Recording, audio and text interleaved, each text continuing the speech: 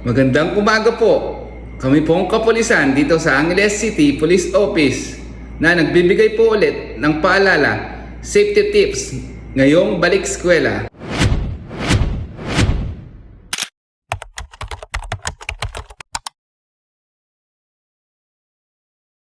Para sa ligtas, maayos, masayang pagbabalik sa eskwela, narito ang ilang paalala para sa mga mag-aaral, magulang at motorista.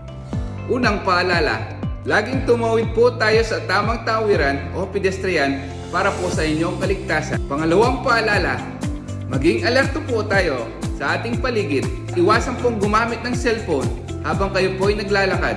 Pangatlong paalala, huwag makipag-usap o sumama sa hindi kakilala. Para naman po sa mga motorista, pangapat na paalala, magbagal po sa school zone o pedestrian.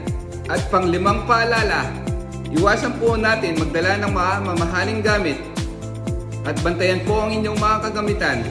At panganim na paalala, i-report sa guro, magulang o sa mga kapulisan kung meron po kayong kahina-hinalang nakikita sa inyong kapaligiran.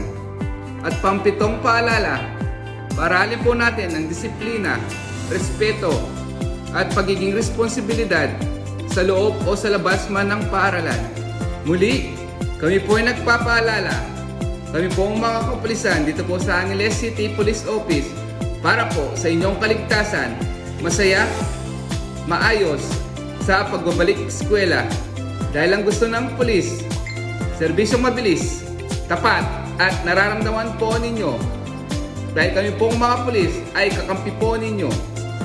Muli po na nagpapaalala po sa inyong kaligtasan mula po kay Sir Katoys.